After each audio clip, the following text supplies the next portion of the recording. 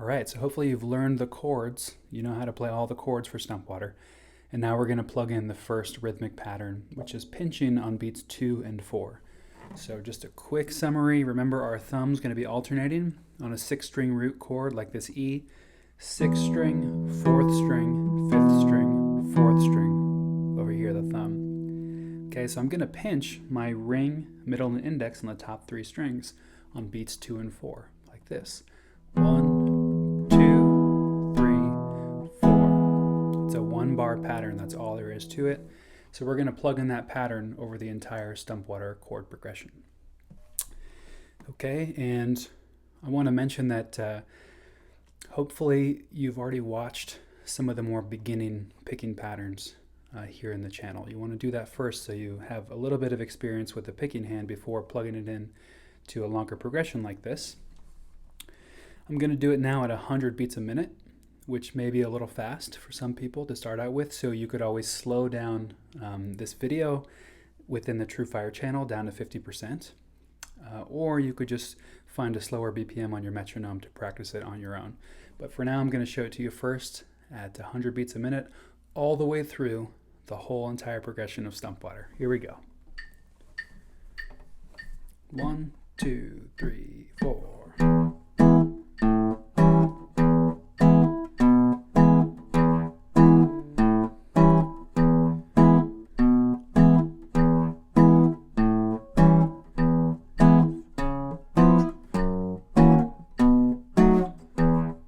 Repeat the A section.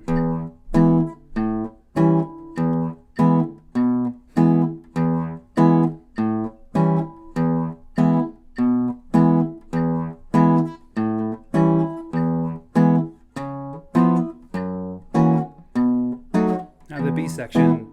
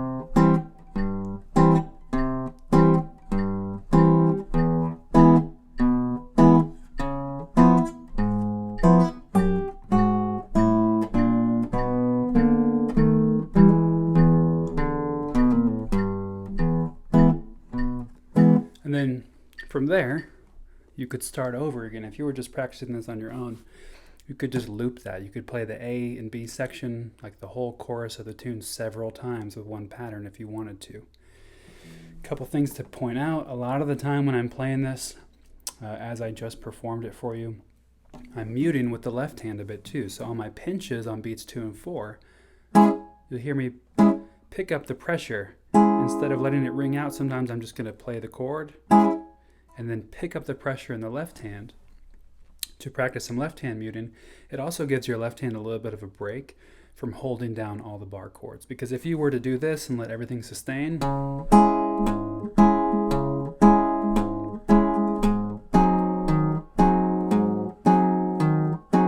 which you can do that, but it's going to exhaust your left hand a lot faster with all the bar chords. So I like to just make the notes nice and short and staccato.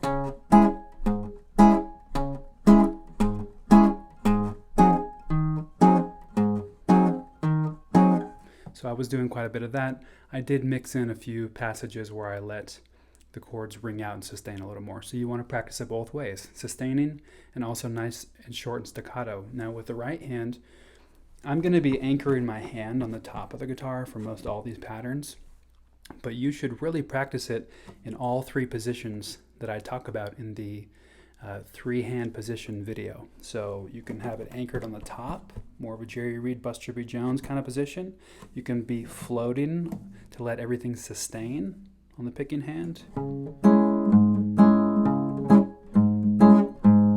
You can still be staccato this way, but you see I'm not anchoring my hand anywhere. I'm floating, or you could practice this with a palm muting.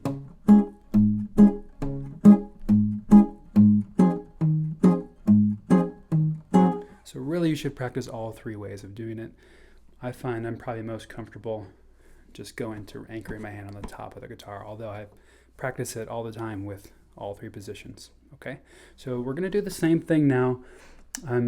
This might be quite challenging, but I know since this is a video, you can always pause it, you can rewind it, you can take some time to practice it on your own.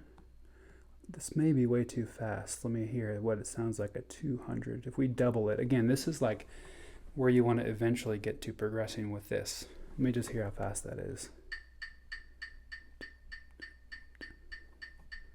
Yeah, we can do that, don't you think? So that's 200 beats a minute. Those are quarter notes. That's what your thumb needs to be matching up with, all right? So once again, if you're new to this, take some time first, pause the video, take some time to really practice it at the first tempo. You should be able to play it clean and pretty much flawlessly at 100 beats a minute before you try to go to 200 beats a minute, what I'm going to do next, okay? But this is something you can strive for to eventually get up to the speed nice and clean. Same thing, pinches on 2 and 4, 200 beats a minute. 1, 2, 1, 2, 3, 4.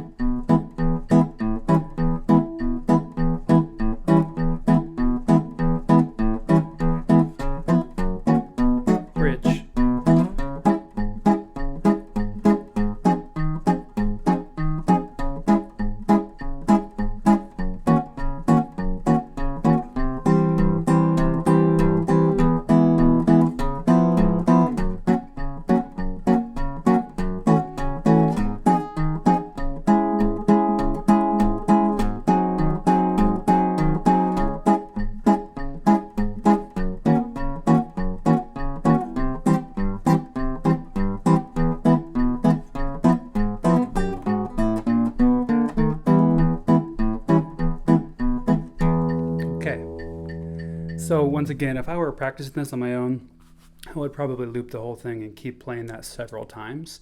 But once again, I was just pinching on beats 2 and 4, play through the whole progression. That was quite fast, but not as fast as some of the tunes you hear Chet Atkins and Buster B. Jones and Jerry Reed and many players play with their alternating bass. It's not that uncommon to go that speed. So eventually work up to it. Let me know if you have any questions there. Pinching on beats 2 and 4.